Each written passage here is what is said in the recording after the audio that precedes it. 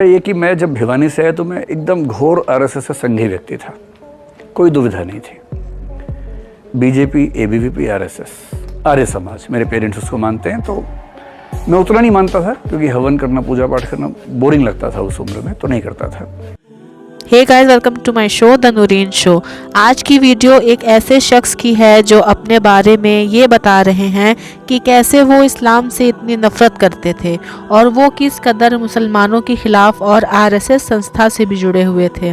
उनके पिता भी बीजेपी आरएसएस के कट्टर समर्थक थे, लेकिन जब वो 11वीं क्लास में पहली बार किसी मुस्लिम लड़के से मिले और उनकी दोस्ती हुई, तब उन्हें पता चला कि हमें जो अभी तक इस्लाम के बारे में बताया गया था वो सब गलत है।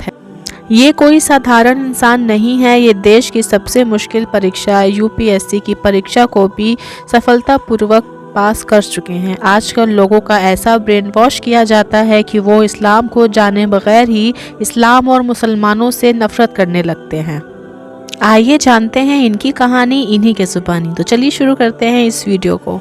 हुआ ये कि मैं जब भिवानी से आया तो मैं एकदम घोर आरएसएस से संघी व्यक्ति था, कोई दुविधा नहीं थी।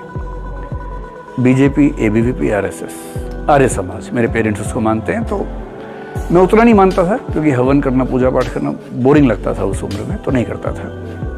पर मैं ठीक हरियाणा का जो देहाती लड़का जैसा होता, मैं था शहर में लेकिन दिमाग वैसा ही था एकदम।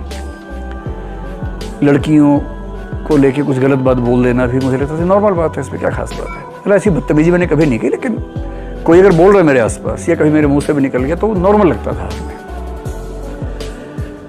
ये सारा खेल हुआ पढ़ाई के साथ। जब सीरियसली पढ़ना शुरू किया, सबसे पहले डीयू में जाकिर हुसैन कॉलेज में आने से क्या हुआ कि पहली बार मुझे मुसलमान लोग देखने को मेरे कैसे होते हैं। हमारे पूरे स्कूल में 2000 बच्चों में एक मुस्लिम बच्चा था, वो भी तब आया जब मैं 11वीं क्लास में था। इतना अच्छा लड़का था, उससे मिलके मतलब इतना अच्छा मेरा दोस्त बना। उसके पहले मेरे मन में छवि थी कि मुसलमान बहुत खराब लोग होते हैं।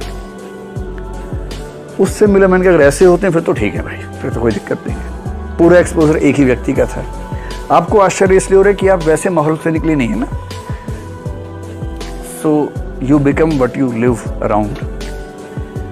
जाकिर हुसैन में एक अच्छी बात यह है कि बहुत सारे मुसलमान लड़के लड़कियां दोस्त बने, अब आज तक दोस्त थे, बहुत अच्छे दोस्त बने।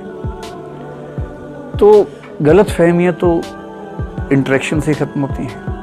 जैसे ही आपका परिचय होता तो गलत फहमियाँ दूर हो जाती हैं। उन्हें भी हमारे बारे में होती होंगी, हमें भी उनके बारे में होती थी। और मैं जाकिर हुसैन में 90 से 93 तक था, और 92 में अयोध्या वाला मामला था। मंडल, अगले साल अयोध्या। और मैं आरएसएस की लॉबी से मंदिर का समर्थक था बहुत बड़ा। मैं कार सेवा में जाने वाला था, जा नहीं पाया था। हम 3-4 दोस्त जाने वाले थे, बाई चांस नहीं जा पाए थे क्योंकि दुविधा थी नहीं उस समय तक। हम एकदम क्लियर थे कि मंदिर बनना ही चाहिए, वहीं बनना चाहिए और हमको ही बनाना है, कोई दुविधा थी नहीं उस तरह की। ये सारी दिक्कत हुई पढ़ाई शुरू करने के बाद। पढ़ाई ना करो तो कोई दिक्कत है ही नहीं जीवन में। एकदम दिमाग ठिकाने रहता है, एक रास्ते पर चलता है। इससे जब मुझे कोई कहता ना कि सांप्रदायिकता, जातिवाद, इसका एक ही सॉल्यूशन है, पढ़ा दो बस। और पढ़ाई थोड़ी जेएनयू टाइप की। इस जेएनयू का मतलब आजकल लोग समझते हैं राष्ट्र विरोध, मैं उस सेंस में नहीं कह रहा हूँ। मेरे लिए जेएनयू का मतलब है एक ऐसा विश्वविद्यालय जो आपको कई तरह से सोचने की आंख देता है, नजरिया देता है। और जहां आपको नजरिए 3-4 मिल जाए तो आप इंसान बेहतर बन ही जाते हो। पर जैसे जैसे पढ़ा समझ में आया कि तर्क से सोचना उसका मजा ही अलग है, रूढ़ियों पे चलने का उतना मजा नहीं है। तो मैं हॉस्टल में था, मेरे सब मित्र आरएसएस के थे, मैं भी था। लेकिन जब ये सब बातें होने लगती थी थोड़ा सा गैप आने लगता था। एक मन कहता था कि यही रास्ता ठीक है, एक बोलता था कि नहीं, ये भी समझने की बात है। लेकिन राष्ट्रवाद की परिभाषा का अंतर हो सकता है। अगर राष्ट्रवाद को हम धर्म विशेष, जाति विशेष, क्षेत्र विशेष से जोड़ें तो फिर हम पूरे राष्ट्र को साथ लेकर नहीं चल पाते। तो मैं तो राष्ट्रवादी व्यक्तियों में एक हूँ, कोई दुविधा का सवाल ही नहीं है।